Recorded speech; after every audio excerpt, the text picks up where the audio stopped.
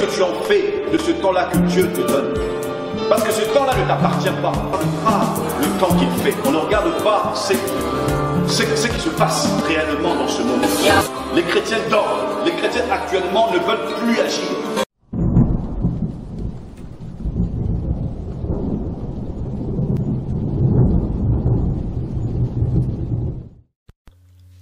Bien-aimés dans le Seigneur Jésus-Christ, chers tous, bonsoir. Sinon, bonjour. Toujours votre humble serviteur à la parole, le docteur Véracité KTN. En ces jours, le plaisir est partagé pour que nous puissions nous retrouver dans cette séance d'études sur le temps de la fin. Bien-aimés, afin de sensibiliser un grand nombre. Aujourd'hui encore, nous bénissons le Seigneur Jésus-Christ pour ce jour, pour cette émission. Bien-aimés dans le Seigneur, qu'il en soit le maître absolu et que son règne seul soit proclamé tout le long de ce moment que nous allons passer ensemble. Et que son esprit ouvre notre intelligence pour nous donner la capacité de comprendre les choses d'en haut telles que le Seigneur Jésus-Christ veut que nous puissions les comprendre. Ainsi, nous détruisons toute œuvre de l'ennemi pouvant s'opposer à nous maintenant, tout esprit, toute influence démoniaque, anti-parole de Jésus, soit vaincu dans le nom puissant de Jésus.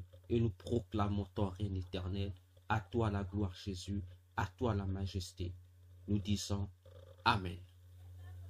Bien-aimés dans le Seigneur, nous poursuivons aujourd'hui avec notre quatrième partie sur 2025.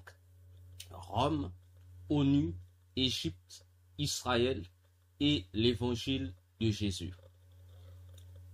Notre rubrique, le pape Francis Léon XIV, la partie 4.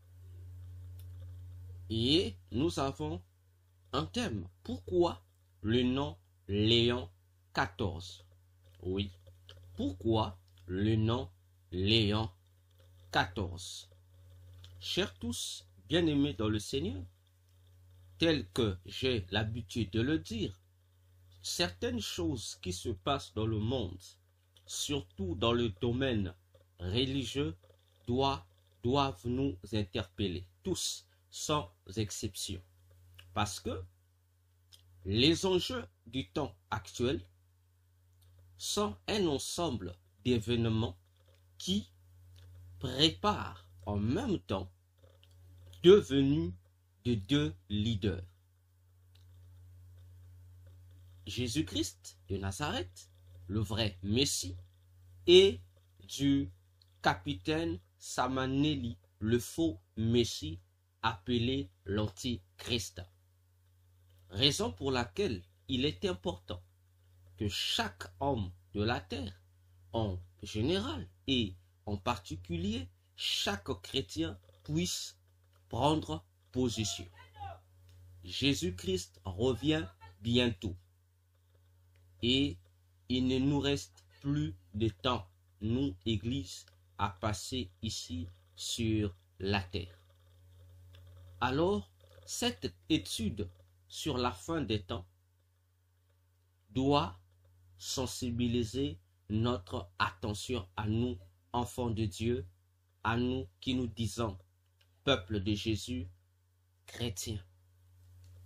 Vous savez, il est de coutume pour l'Église catholique, à l'élection de chaque pape, que ce dernier ait le droit de choisir un surnom papal, c'est-à-dire il doit choisir un nom avec lequel il va exercer ses fonctions papales.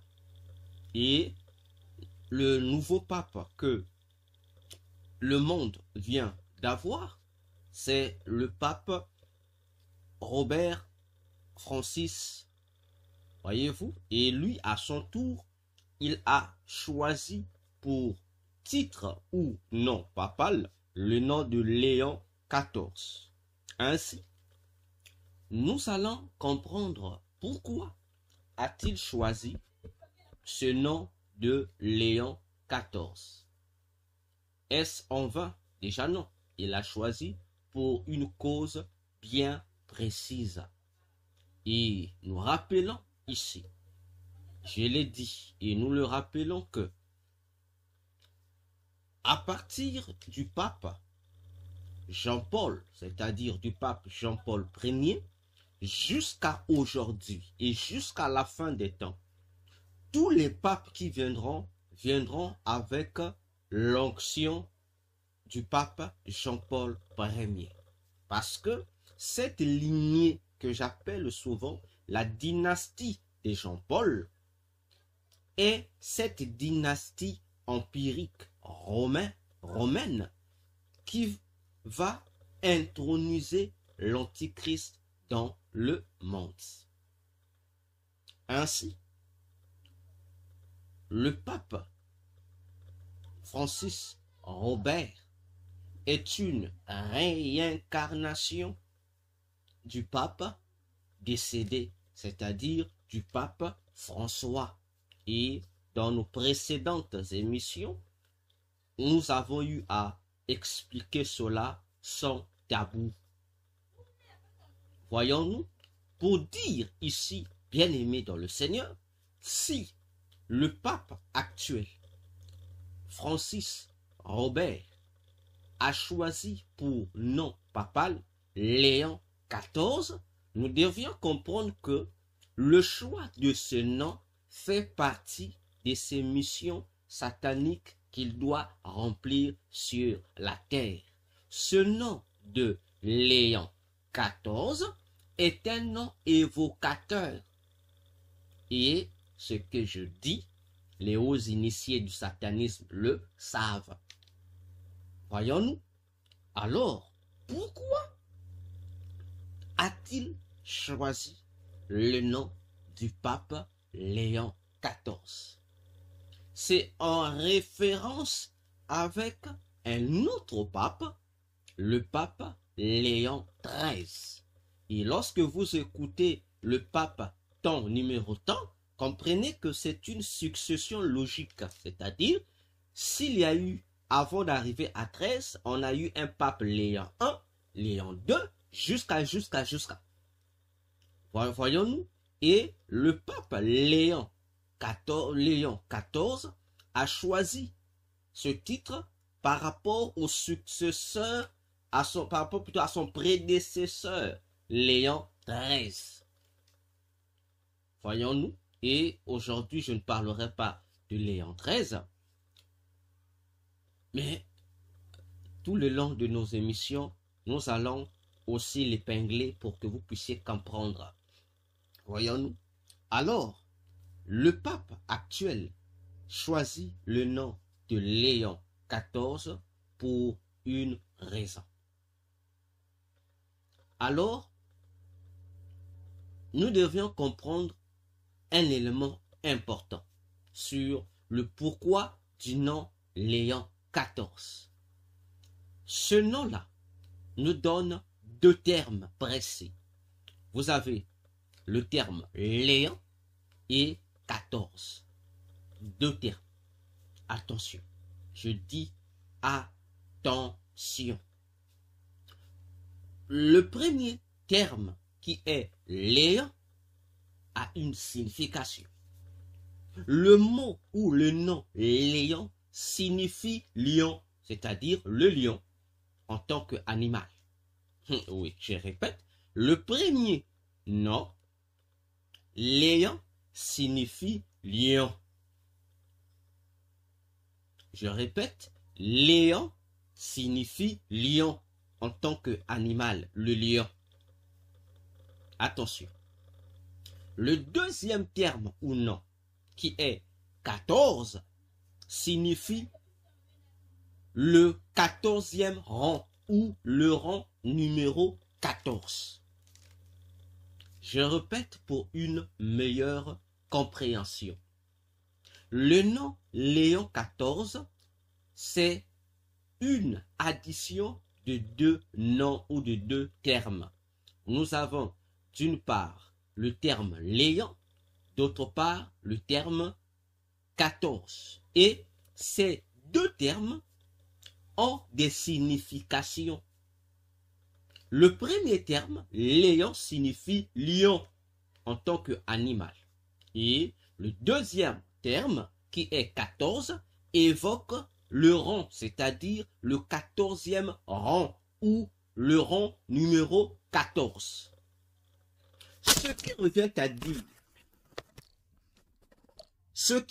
à dire que Léon 14 signifie étymologiquement le lion numéro 14.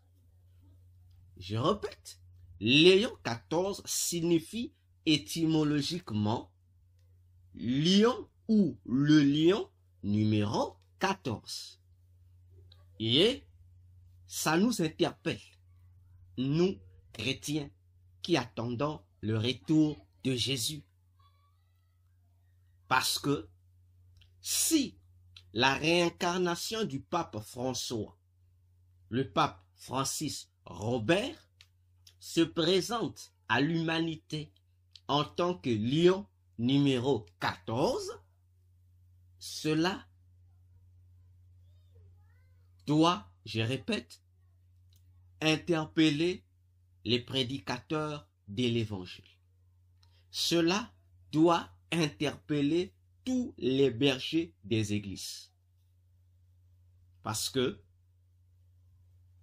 cet emblème, lion numéro 14, cache un mystère, je dirais satanique. Cela cache un mystère diabolique que nous allons découvrir au travers de la parole de Dieu, la Bible. Et je dis encore, que cela plaise ou non, que cela fasse mal à certains individus ou non, la Bible est véritablement la parole de Dieu. Elle n'est pas la parole d'un homme, mais plutôt celle de Dieu, le vrai, le Dieu qui a créé les cieux et la terre. Son nom, c'est Jésus. Alors, mes frères, pour découvrir ce mystère diabolique sur la signification du nom papal du pape Léon XIV, il nous faut repartir dans la parole de Dieu et précisément dans le livre qui explique les mystères. Et parmi les livres qui expliquent les mystères, il y a un livre qui chapeaute. C'est celui de l'Apocalypse. Alors, ensemble, nous allons lire la parole de Dieu qui nous permettra de décortiquer élément par élément de cette affaire sur le nom de Léon XIV. Je vous invite tous, bien-aimés dans le Seigneur Jésus-Christ, à prendre le livre d'Apocalypse 14. Parce que ici, il est question d'un Léon XIV. Je dis bien, ici, il est question d'un Léon XIV, d'un lion 14. Or, le livre d'Apocalypse étant le livre qui donne des révélations tant du ciel que du monde pandémonium, cache des secrets que nous devrons découvrir. Ainsi, Léon XIV nous invite à aller le chercher dans la Bible et nous tombons dans Apocalypse chapitre 14. Je dis, nous allons étudier dans cette quatrième partie tout le chapitre 14 d'Apocalypse pour comprendre le fonctionnement parmi tant d'autres de certaines missions du pape actuel. Alors, prenez vos Bibles et nous allons méditer la parole de Jésus-Christ. Je vais lire avec la version David Martin. Apocalypse 14, verset 1er jusqu'au verset 20e. Lisons au nom de Jésus-Christ. L'apôtre Jean décrit ce qu'il voit, ce que le Seigneur Jésus lui montre au travers d'un ange. Puis je regardais, et voici, l'agneau se tenait sur la montagne de Sion. Et il y avait avec lui 144 000 personnes qui avaient le nom de son Père écrit sur leur front. Et j'entendis une voix du ciel, comme le bruit des grandes eaux, et comme le bruit d'un grand tonnerre. Et j'entendis une voix de joueurs de harpe, qui jouaient de leur harpe, et qui chantaient comme un cantique nouveau devant le trône, et devant les 4 animaux, et devant les anciens, et personne ne pouvait apprendre le cantique que les 144 000 qui ont été rachetés d'entre ceux de la terre. Ce sont ceux qui ne se sont point souillés avec les femmes, car ils sont vierges. Ce sont ceux qui suivent l'agneau quelque part qu'il aille. Et ce sont ceux qui ont été achetés d'entre les hommes pour être des prémices à Dieu et à l'agneau. Et il n'a été trouvé aucune fraude en leur bouche, car ils sont sans tache devant le trône de Dieu. Puis je vis un autre ange qui volait par le milieu du ciel, ayant l'évangile éternel, afin d'évangéliser à ceux qui habitent sur la terre et à toute la nation, tribu, et à toute nation plutôt, tribu, langue et peuple, disant à haute voix, craignez Dieu et lui donnez gloire, car l'heure de son jugement est venue, et adorez celui qui a fait le ciel et la terre, la mer et les fontaines des eaux.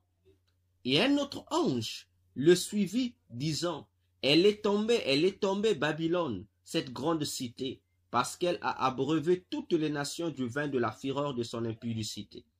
Et un troisième ange suivit cela, disant à haute voix, si quelqu'un adore la bête et son image, et qu'il en prenne la marque sur son front ou en sa main, celui-là aussi boira du vin de la colère de Dieu, du vin pur versé dans la coupe de sa colère, et il sera tourmenté de feu et de soufre devant les saints anges et devant l'agneau. Et la fumée de leur tourment montera au siècle des siècles, et ceux-là n'auront nul repos, ni jour, ni nuit, qui adore la bête et son image. Et quiconque prend la marque de son nom, Ici est la patience des saints. Ici sont ceux qui gardent les commandements de Dieu et la foi de Jésus. Alors j'entendis une voix du ciel me disant, écris, bienheureux sont les morts qui dorénavant meurent au Seigneur. Oui, pour certains, dit l'Esprit, car ils se reposent de leurs travaux et leurs œuvres les suivent. Et je regardais, et voici une nuée blanche, et sur la nuée, quelqu'un assis, semblable à un homme, ayant sur sa tête une couronne d'or, et en sa main une faucille tranchante. Et un autre ange sortit du temple, criant à haute voix à celui qui était assis sur la nuée, jette ta faucille et moissonne, car c'est ton heure de moissonner, parce que la moisson de la terre est mûre. Alors, celui qui était assis sur la nuée jeta sa faucille sur la terre, et la terre fut moissonnée. Et un autre ange sortit du temple, qui est au ciel, ayant aussi une faucille tranchante. Et un autre ange sortit de l'autel, ayant puissance sur le feu, et il cria, jetant un grand cri à celui qui avait la faucille tranchante, disant, jette ta faucille tranchante, et vendage les grappes de la vie de la terre, car ses raisins sont mûrs. Et l'ange jeta en la terre sa faucille tranchante, et vendagea vendangea la vigne de la terre, et il jeta la vendange en la grande cuve de la colère de Dieu. Et la cuve fut foulée hors de la cité, et de la cuve il sortit du sang qui allait jusqu'au frein des chevaux dans l'étendue de 1600 stades. Parole du Seigneur Jésus-Christ, et nous acclamons pour cette parole. Béni soit le Seigneur notre Dieu, lui qui est digne de confiance, lui qui est fidèle. Voilà, bien-aimés, cette longue lecture sur le livre d'Apocalypse chapitre 14, qui va nous expliquer le pourquoi de la prise du nom Léon XIV, Léon numéro 14 par le pape actuel. Bien-aimés, si nous répartons élément par élément dans Apocalypse 14, du 1er au 5e verset, nous allons constater un élément important. C'est que dans ces versets, on nous présente un roi agneau, c'est-à-dire un agneau, mais qui est roi. Dans Apocalypse 14, versets 1 à 5, on nous présente un agneau, mais qui est un roi agneau. Voyons-nous? Et ce roi agneau présenté dans Apocalypse 14, 1 à 5, c'est notre Dieu et Seigneur Jésus-Christ. Et on fait savoir ici que ce roi agneau s'est choisi 144 000 juifs pour être ses sacrificateurs particuliers, et cela dans les dernières périodes du temps de la fin post-enlèvement de l'Église. Ici, j'aimerais préciser un élément important qui fait débat dans les églises sur le camp de l'enlèvement de l'Église et sur le camp du déroulement du règne de l'Antichrist, bref, de la grande tribulation. Aujourd'hui, il y a plusieurs doctrines des démons qui sont véhiculées dans les églises. Et ces enseignements des démons prennent place dans les églises à partir de certains individus qui sont utilisés par les démons qu'on appelle les autorités. Les démons qu'on appelle les autorités. C'est-à-dire, cette catégorie de démons se servent, voyez-vous, de certains individus influents dans la société pour pouvoir imposer à leurs semblables cette philosophie humaine, cette philosophie satanique. Voyons-nous? Et aujourd'hui, dans les églises, nous avons plusieurs soi-disant ou prétendus hommes de Dieu, servantes de Dieu, qui sont au fait des agents des démons, manipulés par les démons autorités. Voyez-vous, ils prennent des doctrines des démons pour les infiltrer dans les églises, les faisant passer pour la sainte doctrine. Et parmi ces doctrines des démons, vous avez la doctrine qui dit que l'enlèvement de l'église n'est pas quelque chose d'invisible. Ah, voyez-vous, on dit non, c'est pas quelque chose d'invisible. Il n'y aura pas un ravissement, que l'église doit passer par la grande tribulation. Et c'est au milieu de la grande tribulation que Jésus reviendra pour prendre l'église, ressusciter les saints. Mes frères, c'est une doctrine purement diabolique. J'ai dit, c'est une doctrine purement diabolique. Parce que un ange dans les cieux m'a fait un résumé de toute la Bible, mais parlant de la ligne du temps de la fin. Et cet ange m'a expliqué, je suis là, il m'explique, nous sommes en 2018, en mars, oui, 2018. Cet ange a été envoyé par le Seigneur pour me prendre afin de m'amener au ciel quelque part dans un endroit, dans une sorte de, j'appelle ça souvent un château, où le Seigneur m'attendait. Voyez-vous? Et lorsque on cheminait avec cet ange, il m'a fait les résumés, j'ai dit, de toute la vie, de Genèse jusqu'à Apocalypse. Et dans son développement, cet ange a expliqué ceci, que l'Antichrist apparaîtra avant l'enlèvement de l'Église. Donc, qu'est-ce que je dis? L'Antichrist apparaîtra après l'enlèvement de l'Église. C'est-à-dire, il y aura une coïncidence. Lorsque Jésus vient prendre l'Église, une fois que l'Église s'en va, l'Antichrist fait son entrée. Et que l'Antichrist aura à régner 3 ans et demi, où il montrera une bonne figure devant l'humanité. Et après les 3 ans et demi, l'Antichrist va encore régner pendant 3 ans et demi, où cette fois-ci, il va révéler sa vraie identité d'être un destructeur de l'humanité entre les mains du diable. Voyez-vous? Entre les mains du diable. Et cet ange m'a expliqué que l'élément qui fera cette transition-là, que l'Antichrist, dans l'autre moitié de son règne, puisse manifester sa vraie caractéristique, c'est le travail qui va s'opérer lorsque les 2 témoins vont évangéliser Israël. Je dis les Juifs en Israël. Et certains Juifs, une minorité, va prendre conscience de la duperie de l'Antichrist et ils vont se retirer de l'alliance qu'Israël fera avec l'Antichrist. Et c'est le retrait d'Israël de l'alliance multinationale de l'Antichrist qui va pousser l'Antichrist à changer cette figure, à se révéler au monde entier comme étant le destructeur.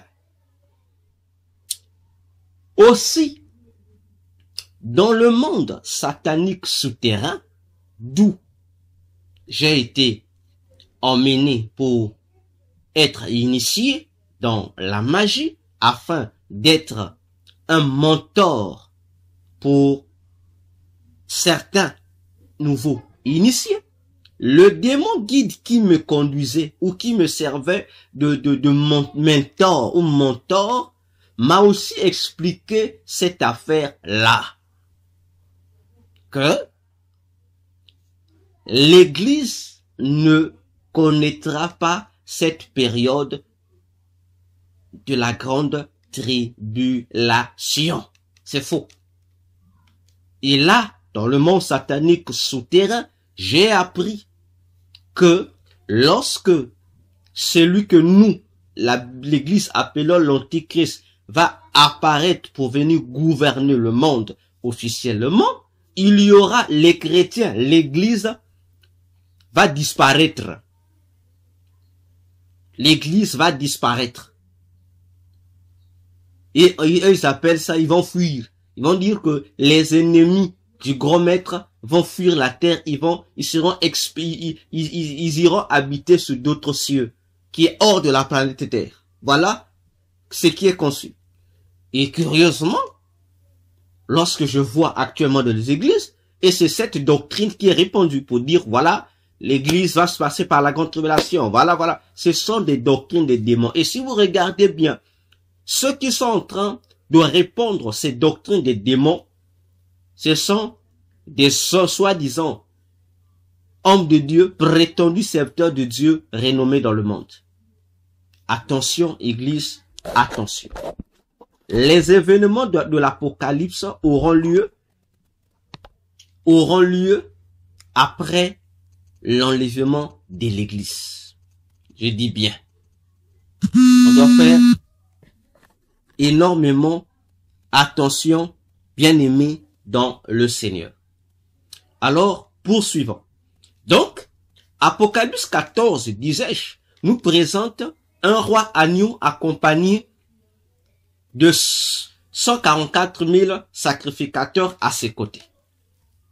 Ainsi, le diable aussi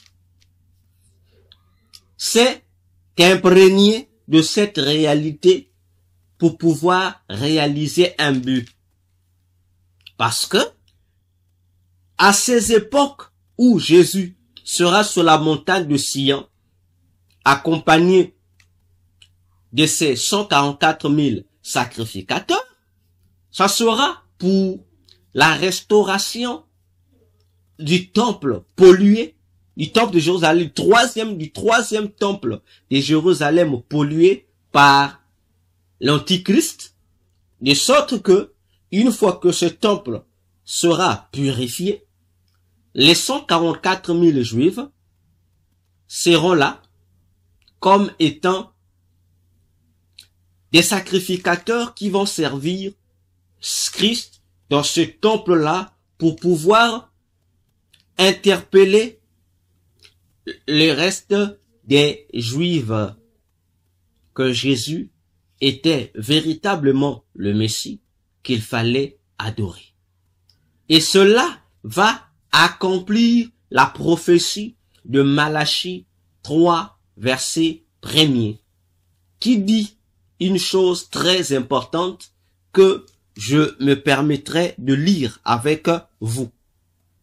Malachie 3, verset 1er dit ceci: Voici, je m'en vais envoyer mon messager, et il préparera la voie devant moi, et incontinent, le Seigneur que vous cherchez entrera dans son temple.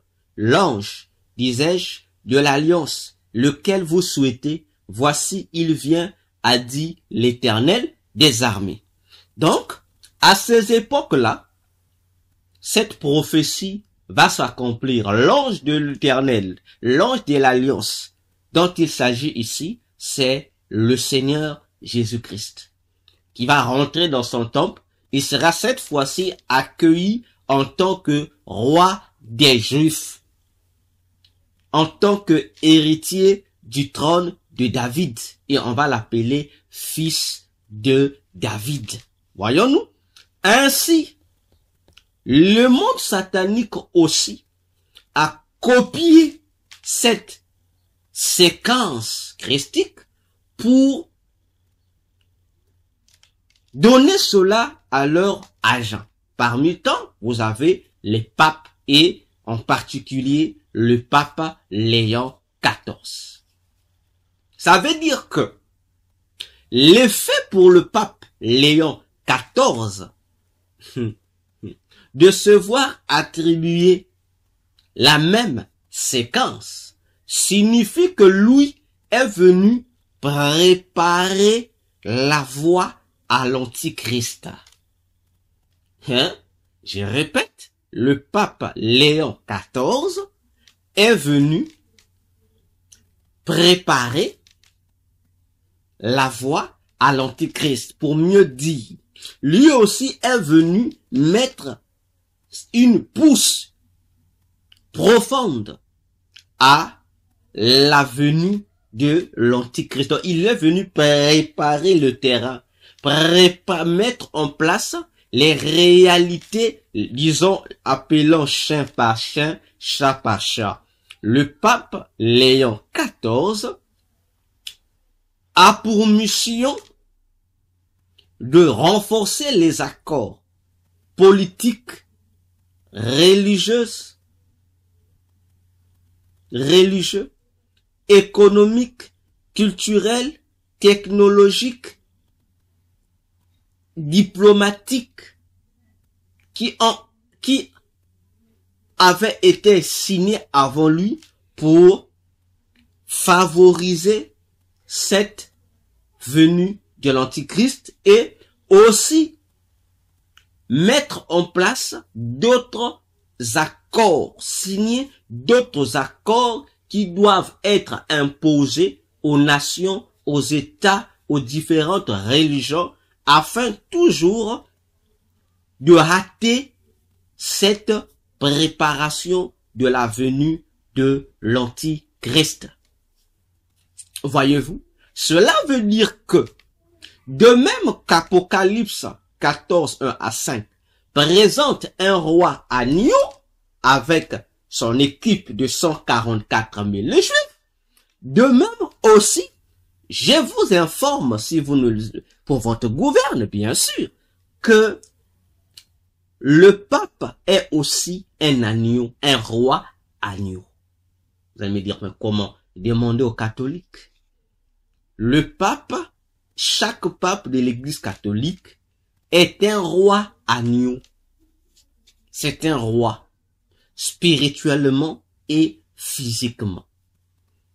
Physiquement, le Vatican, loin d'être seulement une organisation religieuse, le siège de l'église catholique, le Vatican est aussi un pays. C'est un royaume, et ce royaume a un chef d'État qui était un roi, et c'est le pape. C'est connu. Je n'invente rien. C'est connu. C'est connu. Le Vatican, c'est un pays qui a tout ce qu'un pays a. Ils ont une armée. Poserez la question, pourquoi l'armée du Vatican, c'est l'armée suisse? Pourquoi? Allez-y interroger les politiciens. Non, je dis, allez-y demander aux politiciens. Pourquoi ce sont les Suisses qui constituent l'armée du Vatican? Je dis, allez demander aux politiciens. Voyez-vous? Pourquoi c'est toujours la Suisse qui contient des banques qui stockent les biens, l'argent des grands criminels sur la terre? Pourquoi est-ce que là-bas? Réfléchissez un seul instant. Voyons-nous? Sur le plan spirituel, le pape est aussi un roi. Il représente tous les humains devant le diable. Le pape. Je ne parle pas de quelqu'un de, j'ai dit le pape. Voyons-nous? Et il y a plusieurs bulles papales, des décrets, des papes, où c'est écrit noir sur blanc, même dans les livres du catéchisme catholique. Vous allez retrouver ça. Où les papes se déclarent ouvertement être Dieu sur la terre. Où le pape déclare également être Jésus-Christ, être l'agneau de Dieu. Je n'invente rien, j'ai été catholique et je sais de quoi je parle. J'ai fait le catéchisme, je sais de quoi je parle. Voyons-nous, donc, le pape Léon XIV est un roi agneau. D'ailleurs, pour comprendre ça, regardez les papes, comment ils se comportent. Savez-vous pourquoi toute la hiérarchie catholique a toujours la forme de l'agneau? Ça ne vous est jamais interpellé pourquoi? Vous devez réfléchir. Réfléchissez. Alors qu'au fond, ce sont des loups. Attention. Donc, si l'agneau qui est Jésus aura à ses côtés comme sacrificateur 144 000 juifs en faveur d'Israël, bien aimé, attention, comprenez également que le pape Léon XIV, étant un roi agneau pour le compte du diable, à notre époque, lui aussi, depuis qu'il est devenu pape, il a à sa disposition 144 000 juifs qui travaillent avec lui pour l'aider à reconstruire le troisième temple de Jérusalem, d'où doit être adoré en chair et en os la bête apocalyptique. Et sachez-le que les 144 000 juifs sacrificateurs qui travaillent avec le pape Léon XIV, c'est le gouvernement de Satan. Je parle du gouvernement de Satan, c'est-à-dire le gouvernement du pandémonium. Et dans son gouvernement du pandémonium, il y a que 144 000 démons gouvernants. Vous savez que dans chaque royaume ou dans chaque État ou chaque république, il y a le gouvernement, n'est-ce pas? Et dans le gouvernement, on les appelle, ceux qui travaillent, les membres du gouvernement. Ils ont à la tête le président. De même aussi, Satan, tous les royaumes des ténèbres, le monde pandémonium, a un gouvernement. Et tous les démons ne figurent pas dans le gouvernement. C'est la chose qu'on doit comprendre. De même que dans une nation, ce ne sont pas tout le monde qui figure dans le gouvernement. Non. Ce ne sont pas toutes les autorités qui sont dans le gouvernement. Non. Mais les gouvernements sont limités à ce qu'on appelle les ministres. Voyez-vous?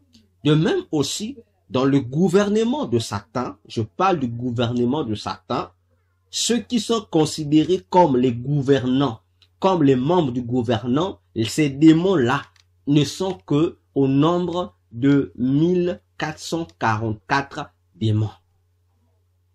Ce sont eux les gouvernants, donc les démons qui forment le gouvernement de Satan. Voyons-nous? Pour nous faire comprendre que, actuellement, je dis actuellement, depuis l'élection du pape, parce que je vous ai toujours dit, aucun pape n'est élu par les cardinaux. Ça, c'est un mensonge. Ça, c'est une couverture de la tromperie pour embrayer le commun des mortels. Le conclave des cardinaux n'est qu'une distraction, parce que tous les cardinaux sont au courant que aucun pape n'est élu sur la terre. Tous les papes sont élus dans la maison blanche de Satan qui se trouve dans le monde satanique souterrain. Ils le savent, c'est là-bas que le diable élut un pape. Et sur la terre ici, on ne fait que des formalités pour embrayer le peuple. Et je vous ai dit dernièrement, au tout début de cette étude, que le pape qui devrait être élu, j'ai dit, dans les deux calendriers du diable, le calendrier A et le calendrier B. Je vous ai présenté ce calendrier ici.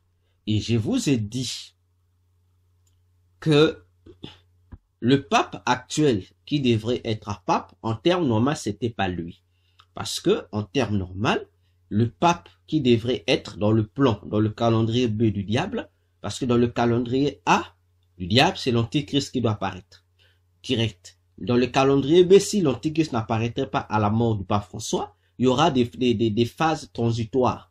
Et dans les phases transitoires, soit le pape qui doit passer, ça doit être un pape américain, et s'il n'est pas américain, il doit être un pape africain.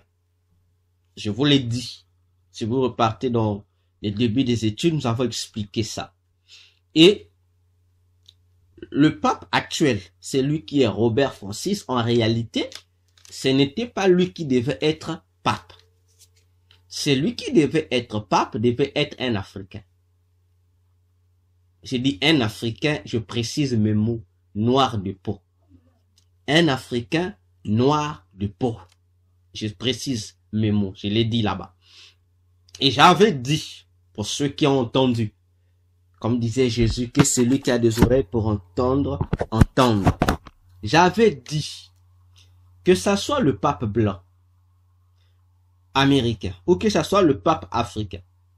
Les deux, celui qui sera au pouvoir pape, il doit porter les mêmes appellations que l'ancien pape, le pape François. Ok. Alors, le pape qui est passé, c'est le pape blanc, le pape américain, n'est-ce pas? Alors, les gens m'ont dit, mais le pape blanc, j'ai dit, mais actuellement, le Vatican est géré par deux individus qui ont les mêmes noms. Je me dis, mais comment? Oui, je vous avais promis qu'on en parlera. Le Vatican est géré par deux personnes qui ont un même nom. Et je répète encore, le Vatican est actuellement géré depuis l'élection du pape François. Le Vatican est actuellement géré par deux personnes. Il y a un pape et il y a un pape adjoint. Voyez-vous, j'y arriverai. Je disais que le pape actuel, c'était pas lui qui devait passer. Le nouveau pape qui devait succéder au pape François, ça devait être le pape africain noir de peau. C'est le pape François qui est allé plaider la cause auprès du diable pour que le pape actuel qui n'était pas favorable soit favorable. Ah, voilà comment ça se passait. Et ce qui s'est passé, c'est la même chose qui s'est passé avec le pape Jean-Paul Ier. C'est la même chose qui s'est passé avec le pape Jean-Paul II.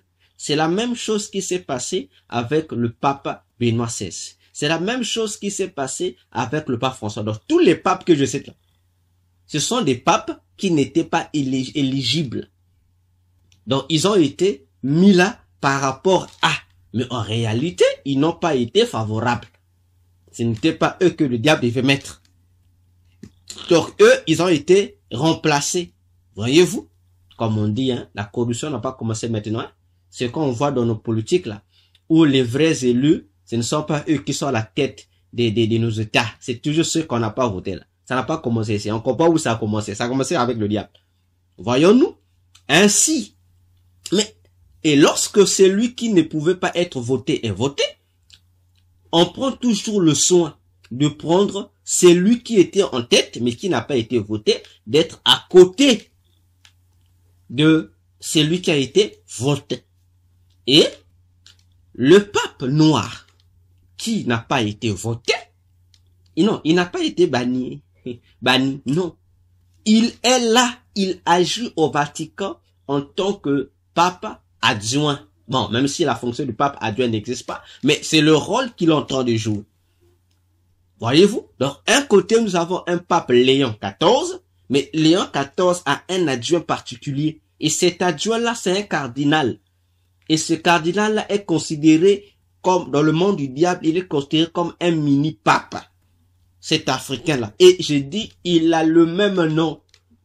Je dis, il a le même nom que le pape actuel. Ils ont le même nom. Moi, je vous dis, ils ont le même nom. Je me dis, mais est-ce qu'il s'appelle aussi Léon? Je vous dis seulement, prenez le nom du pape François, plutôt du pape Francis. Il a deux noms. Il a son nom d'origine, son vrai nom, Robert Francis Prévost, un truc comme ça. Et il a aussi son nom papal, Léon XIV. Son adjoint, le pape noir, qui agit comme, j'aime appeler ça, la main du pape. Voyez-vous? Il a aussi, dans son nom, il a aussi un nom qui est identique au pape actuel. Voyez-vous? Et moi, je le connais, ce pape noir, je le connais en tant que Robert. Lui aussi s'appelle Robert. Bon, vous qui aimez faire des recherches, faites vos recherches. Je dis cet homme-là, parce que tu ne peux pas être pape si tu n'es pas cardinal. Il est cardinal. Parmi les cardinaux du Vatican, il y est, mais c'est un noir de peau. Il s'appelle aussi Robert. Je vous donne les indices, allez chercher. J'ai dit aux prédicateurs, allez chercher. J'ai dit aux prophètes, arrêtez de continuer à voir des sous-vêtements des gens. Arrêtez à continuer à voir les comptes vocaux des gens. Allez chercher, allez chercher. Il faut éduquer le peuple. Il faut informer, sensibiliser l'église du Seigneur qui meurt par faute de connaissance. Voyons-nous, pour dire à l'église ceci, que les 144 000 démons, membres du gouvernement de Satan, travaillent actuellement avec le pape Robert Ier, c'est-à-dire le pape Robert Francis Léon XIV et l'autre pape Robert l'Africain. Ils sont là et ils ont une mission.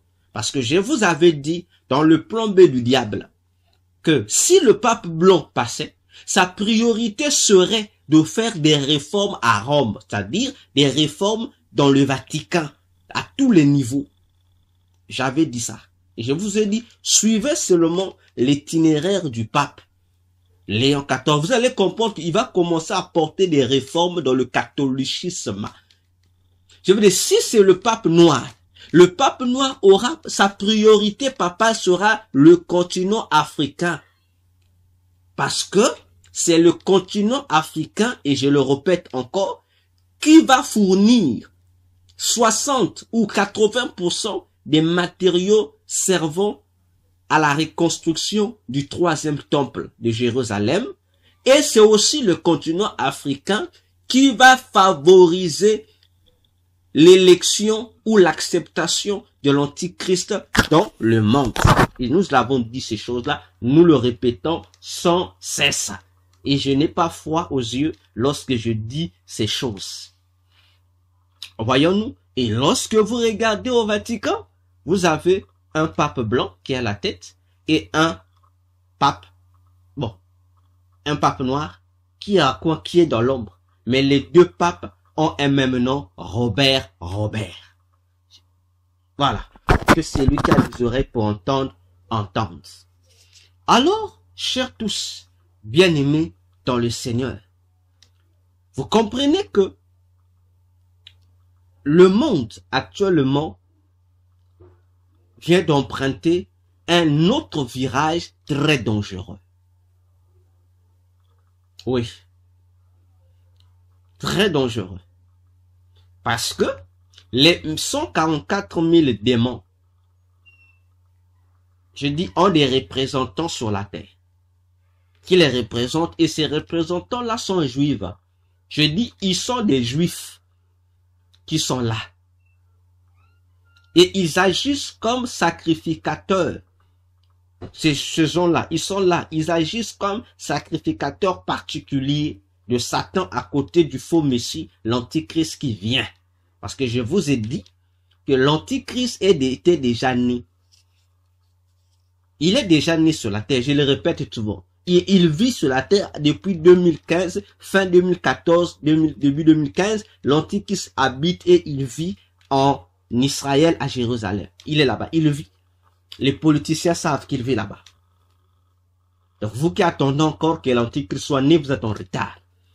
Vous qui pensez encore que l'Antichrist doit quitter le ciel, doit venir sur la terre, c'est pas où là, vous êtes en retard. Il est déjà là. C'est pourquoi, je vous avais dit, c'est pourquoi le catholicisme a imposé un délai pour être pape. On commence toujours avec ses âges avancés. Voyez-vous? C'est pour cause. Donc, vous devriez faire énormément, bien aimé, attention avec ce qui se passe. Voyez-vous? C'est pourquoi vous remarquerez que actuellement, les pires ennemis de l'Église que le Vatican utilise sont la cabale juive. Hier, et encore hier, on n'entendait pas parler de la cabale juive. Mais depuis peu, la cabale juive a pris de l'ampleur dans les milieux chrétiens sur les églises. Vous pensez que c'est pourquoi? Vous pensez que c'est pourquoi? Parce que le Vatican a compris que il faut menacer l'église. J'ai dit menacer l'église. Et ceux qui sont derrière cette menace, ce sont des juifs. Et surtout avec l'élection du nouveau pape, on doit faire attention que les représentants, les 144 000 représentants des 144 000 démons du gouvernement de Satan sont là en action. Ils sont là en action pour créer encore des conditions qui feront mal à l'église chrétienne, pour créer des infiltrations sataniques dans l'église chrétienne, pour prendre dans l'église chrétienne des hommes et des femmes servant Dieu afin de les convertir en des agents de Satan et les renvoyer dans l'église. Pour que eux aussi deviennent des sacrificateurs de Satan à côté du pape, pour mener à bien la mission qui leur a été donnée, préparer la voie à l'Antichrist. Voyons-nous? Et vous devrez faire attention. Je dis, vous devriez faire très attention. Parce que lorsque les gens lisent la Bible, je ne sais pas si les gens lisent la Bible avec l'esprit chrétien ou ils lisent la Bible avec l'esprit antichrist. Frères, depuis l'existence de l'Église, commençons même par Jésus. Les ennemis du christianisme ont toujours été les juifs. Le diable a commencé à combattre l'église en se servant des juifs. Vous n'avez jamais remarqué ça? Mais les juifs que eux, le diable utilisait, mais comment ces juifs-là étaient-ils utilisés par le diable? Mais ils étaient utilisés par le diable au moyen du Vatican. Ah, frère, vous croyez que le Vatican c'est quelque chose d'aujourd'hui? Non. Frère, lisons la Bible. À l'époque de la naissance de Jésus, c'est l'Empire romain, dirigé par le Vatican, qui colonisait Israël. Les autorités juives étaient sous la botte du Vatican. C'est le Vatican qui a établi Hérode, roi de la Judée, c'est-à-dire roi des Juifs. Frère, mais c'est écrit noir blanc sous la Bible. Nous lisons quelle Bible? Lorsque le docteur parle, on dit, ah, le docteur dit quoi? Mais frère, ce que je dis se trouve d'abord dans la Bible. C'est une coalition vatico-juive qui a combattu Jésus. Et ce combat-là continue jusqu'aujourd'hui. Et ça va s'intensifier. Je crois que ça s'est déjà intensifié. Puisque le nouveau pape a été élu. Et toujours les juifs. C'est pourquoi, comme je l'ai toujours dit, les pasteurs des églises font des voyages en Israël sous couverture de pèlerinage ou d'aller découvrir les traces de Jésus. Voyez-vous? Or, au fond, ils y vont pour se faire initier dans la Kabbale juive par des rabbins juifs. Oui, la Kabbale, c'est quoi en fait la Kabbale? La Kabbale n'est rien d'autre que du satanisme juif, c'est-à-dire, à partir des rituels juifs, les démons ont créé une science spécifique qu'ils appellent la Kabbale juive. Parce qu'il y a la Kabbale égyptienne, ça existe. Presque toutes les tribus des Kabbales, ça existe. Voyez-vous, c'est comme lorsqu'on parle de la Kabbale romaine, ce n'est rien d'autre que de la magie romaine. Donc la Kabbale juive, c'est la magie, l'occultisme juive. Voyez-vous? Et c'est là que, dans cet occultisme juive, la Kabbale, que plusieurs hommes de Dieu se sont fait initier par, j'ai dit, des rabbins juifs. Bien aimé, les choses sont sérieuses. Plusieurs églises, je le dis, sont gérées par des pasteurs kabbalistes ou kabbalistiques. J'ai dit, plusieurs églises sont gérées par des pasteurs kabbalistiques. Vous allez me dire, mais comment je vous explique? J'ai dit, plusieurs hommes de Dieu que nous acclamons sur la terre ici, un véritable serviteur de Dieu, ne sont que des pions, des juifs sataniques, des rabbins sataniques.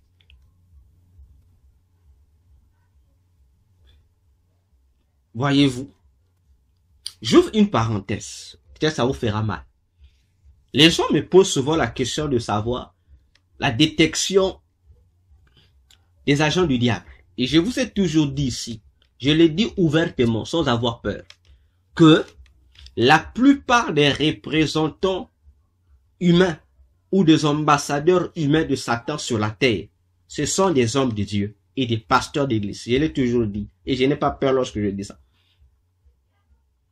Ah oui, des pasteurs des églises, ils sont nombreux à travers le monde. Il est pasteur, il a une grande église, il a des églises à travers le monde, mais il est un ambassadeur du royaume des ténèbres. C'est un sataniste à haut niveau. Voyez-vous? Voyez-vous? Et lorsque nous expliquons ces choses, les gens se fâchent. Je vous donnerai le remède. Regardez. Voyez, aujourd'hui, vous avez une réalité qui se passe aujourd'hui du coaching professionnel. Vous voyez que lorsque je m'acharne contre le coaching professionnel, je sais de quoi je parle. Du coaching professionnel, les séminaires de renforcement des capacités intellectuelles, renforcement des capacités économiques. Vous connaissez les séminaires ou les conférences qui se fait sur comment on appelle ça, le développement personnel. Vous connaissez, il y en a plein aujourd'hui. N'est-ce pas? Mais vous savez pourquoi c'est répandu aujourd'hui? Où on parle leadership, coaching professionnel, et ceci. Enfin, vous savez pourquoi? Mais ça fait partie des programmations sataniques. Oui. Oui. Parce que ces rencontres-là, ces conférences-là, ou formations sur le coaching professionnel à travers le monde, là, sont utilisées comme des instruments par le monde des ténèbres pour pouvoir initier plusieurs personnes dans le satanisme. Deuxièmement, communiquer aux agents de Satan les directives du monde des ténèbres par rapport à l'heure actuelle. Je vais vous expliquer ça. Vous allez voir que la plupart des ambassadeurs du diable, je pèse mes mots, la plupart des ambassadeurs humains de Satan, vous pouvez facilement les détecter, je vous assure. La plupart des gens qui quittent l'étranger, suis-moi bien, toi qui es dans ton pays, suis-moi bien. Et je n'ai pas froid aux yeux lorsque je dis ces choses. Je dis pas tous, et je vous donne les signes. Je dis bien, la plupart des gens qui quittent l'étranger, là, des étrangers qui quittent l'étranger, qui viennent dans votre pays, pour organiser soit un séminaire sur le marketing, un séminaire sur le renforcement des capacités professionnelles, un séminaire sur le coaching professionnel, un séminaire qui est lié au monde des affaires. J'ai dit, ces gens-là qui viennent là, la plupart, là, ceux qui sont là, les conférenciers là, ce sont pas des bons gars. La plupart d'entre eux sont des représentants, des ambassadeurs et parfois même des démons incarnés qui sont envoyés pour une mission, soit venir donner des nouvelles directives aux agents du diable, ou soit renforcer en nombre le camp du diable. Et je vous assure, voilà comment ça se passe. Vous allez voir quelqu'un étranger qui vient là, non, séminaire de renforcement de capacité, non, séminaire. Frère, mais regardez surtout lorsque je vois sur les réseaux sociaux. On appelle ça les cours que ça devient, c'est pas les classes masters. Mais vrai, vous pensez que c'est quoi? Ils viennent là, non, il y a un monsieur qui a quitté tel pays, frère. Mais ce monsieur-là, la plupart, parfois, il est représentant du monde de ténèbres. Parfois, il est représentant d'une branche occulte donnée. C'est comme ça qu'ils viennent, vous ne saurez pas. La journée, vous allez faire votre soi-disant séminaire des affaires. Mais la nuit, c'est autre chose qui se fait. La même réunion qu'elle a, ils vont refaire ça la nuit. Frère, faites attention. Le temps, l'heure est grave. Jésus revient bientôt. Ah oui, parce que lorsqu'on dit ces choses, c'est pour vous éviter les dangers. Si vous voulez savoir le diable, connaître comment ils agissent, mais ils sont là devant vous, vous ne comprenez pas. Ce n'est pas en vain que les pasteurs qui sont dans le satanisme passent leur temps à vous parler de ces choses.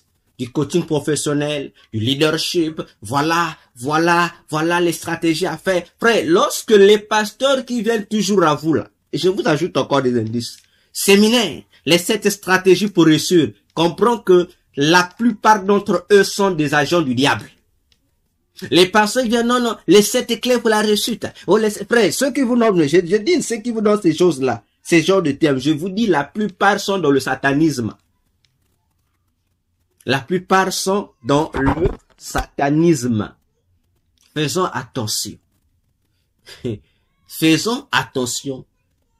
Ton âme est importante aux yeux de Jésus qui l'a créée. C'est pour ton âme que Jésus est mort sur la croix. Mon frère, ma soeur, ne perds pas ton âme à cause de ton fanatisme à ton église. Non, ni à cause de ton fanatisme à ton père spirituel, non. Paul disait dans 1 Corinthiens 3, Et dans 1 Corinthiens chapitre 1, il disait, ce n'est ni Paul, ni Pierre, ni Apollos qui est mort pour vous sur la croix, mais c'est Jésus. C'est Jésus. Soyons des imitateurs de Christ, pas d'une autre personne, mes frères.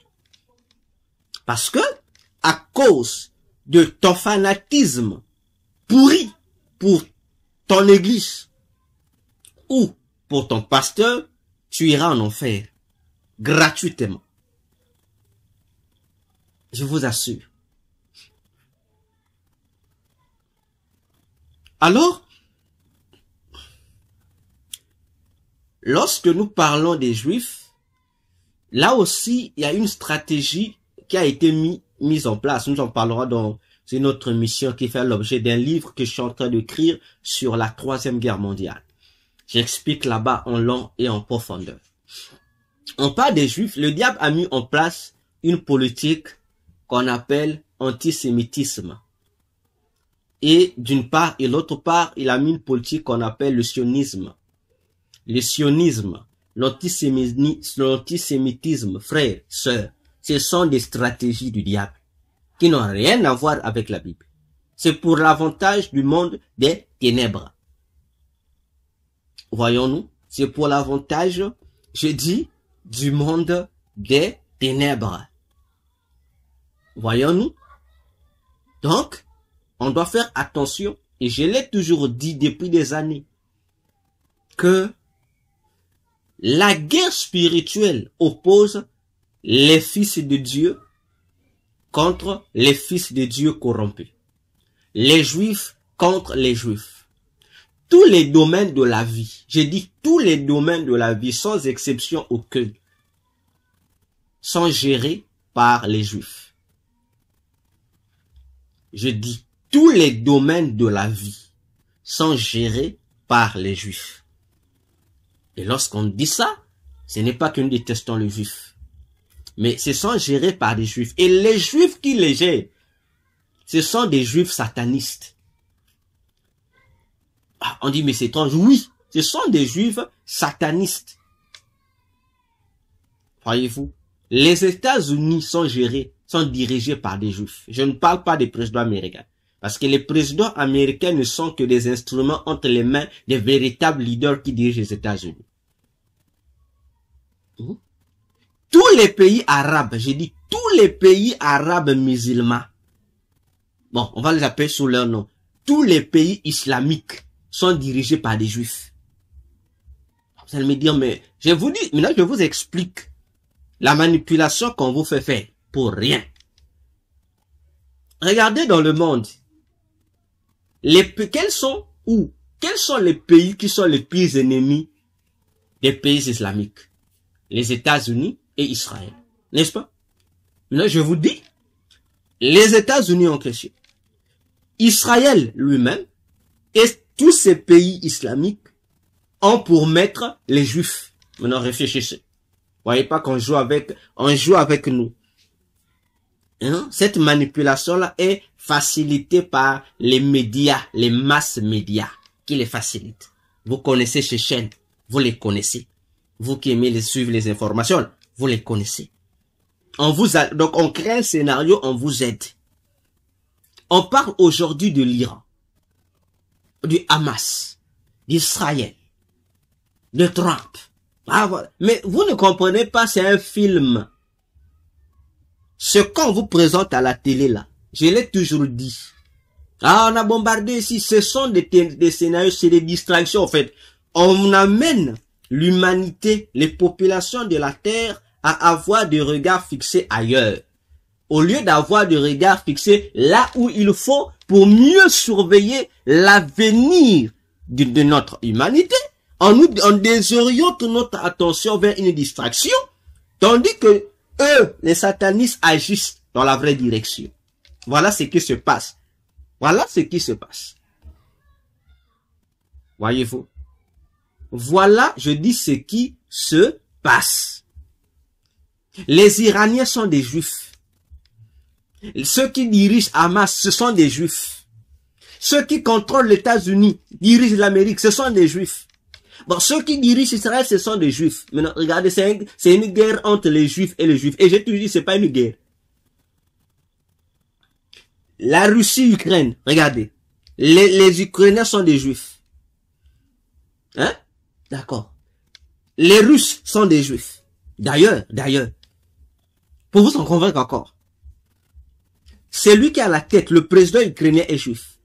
C'est lui, le président qui a la tête de la Russie est juif. Bon, maintenant, dit tout le monde. Les deux sont dans la même religion. Les deux sont dans la même religion. Ils sont dans le judaïsme. Maintenant, réfléchissez. Ils se combattent. Pourquoi? C'est un combat? Non. Jésus avait déjà dénoncé cette manipulation du diable. Jésus avait dit que Satan ne peut pas chasser Satan. Jésus l'avait dit. Satan ne peut pas chasser Satan. Parce que si Satan chasse Satan, son royaume sera divisé. Or, le royaume du diable ne peut pas être divisé. Voyez-vous? Et nous insistons pour dire aux chrétiens, arrêtez d'être accros à vos radios pour suivre les journaux télévisés. Parce que ce que vous raconte le journal télévisé, ce n'est que de la distraction pure et simple. On vous divertit en fait. On vous dit pas la vérité, on vous ment. On vous ment. Je vous assure, on vous ment. Et je le dis au fort, le journal télévisé vous ment. Ça vous ment. Et donc, vous qui êtes accro là, toujours, ça à l'oreille, toujours, vous aimez ça, à l'oreille toujours. Ah, je dois écouter l'information de 7h, 6h30, 7h, je dois écouter 8h. Frère, tu souffres pour rien. C'est pourquoi vous avez des maux cardiaques pour rien. Vous avez des tensions pour rien. Parce que ils savent, ils ont étudié, le démon savent que en vous pulvérisant ces informations, vous serez dans des traumatismes. Ils savent. Et lorsque vous serez dans les traumatismes, ces traumatismes auront pour mission de vous emmener à ne plus faire confiance au Dieu de la Bible, mais à faire confiance à autre chose. Voyons-nous? Donc, faisons attention. Ce que je dis n'est pas nouveau, hein. Ce sont des choses que j'ai commencé à enseigner. Ça fait déjà plusieurs années. Plus de 10 ans déjà sont passés. Ceux qui ont eu le portrait de nous écouter ont écouté. Voyez-vous? Donc, faites attention. Voyez-vous? Et la plupart des religions qui nuisent au christianisme sont pour fondateurs ou cofondateurs des Juifs. Et elle me dit, mes frères, comment? Mais je vous dis ce qui est vrai. Mais vous me comprenez, vous me croyez pas comment? Je vous dis ce qui est vrai. Ah, vous allez me dire, mes frères, comment? Mais je vous dis que si je vous dis des choses qui sont vraies. D'accord. Puisque vous ne nous croyez pas. Comme j'ai toujours l'habitude de dire, nous disons des choses que nous avons vues, des choses que nous avons entendues. Comme disait Jean, l'apôtre. Ce sont ces choses-là qui nous permettent de témoigner ce que nous disons. On va monter, vous allez comprendre ces choses. L'islam a été créé par des juifs. Non, je vais bien expliquer ça. L'église que nous appelons aujourd'hui, l'église catholique, a été créée par des juifs. Ok? L'église catholique a créé l'islam. Comprenez? On va du juif aux juifs.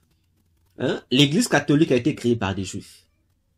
L'église catholique a utilisé des juifs pour créer l'islam. Ok? Bon, maintenant je vous pose la question. Regardez la carte, ce qui se passe dans le monde. Et je veux encore aller plus loin. Vous allez comprendre le film de guerre qui se passe. C'est un film de guerre, c'est un film seulement. Entre États-Unis, Israël et les pays islamiques. Appelez ça comme ça. L'Amérique, j'ai dit l'Amérique, le pays qui devient aujourd'hui les États-Unis d'Amérique, ont été créés par les Juifs. Vous serez d'accord avec moi, à moins que vous n'êtes pas informé du phénomène qu'on appelle la colonisation, n'est-ce pas? L'Afrique a été colonisée, la Chine a été colonisée, et on nous parle dans l'histoire officielle qu'on lit là, dans nos cahiers d'école. Et c'est comme on enseigne à l'université. On dit voilà, tels que les colons, l'Angleterre a colonisé la terre qu'on appelle aujourd'hui États-Unis. Il y a eu plusieurs pays qui ont colonisé, voilà. Ça, j'appelle ça du charabia, qu'on nous raconte. Pourquoi on ne nous a jamais dit? Pourquoi on ne dit pas dans les écoles? Pourquoi on n'enseigne pas ça sur les masses médias que les initiateurs du phénomène de la colonisation, les initiateurs de ça, de ce phénomène de la colonisation à travers le monde, ce sont des juifs. Des juifs purs et simples d'Israël. Je suis précis. Pourquoi on ne dit pas ça? On cache. On présente les Français sont venus coloniser tel peuple, les Anglais tel peuple, les Allemands tel peuple. Mais pourquoi on vous dit pas que les meneurs de ces colonisations-là dans chaque pays c'était des juifs? Pourquoi on cache ça? Ah, réfléchissons un seul instant, mes frères. Fâche-toi si tu veux te fâcher contre moi. Tant pis, va poser la question à ton professeur d'histoire géo. Faut lui poser la question. Posez la question aux experts historiens. Faut leur poser la question. Pour nous dire, arrêtons, réfléchissons un seul instant. Réfléchissons un seul instant.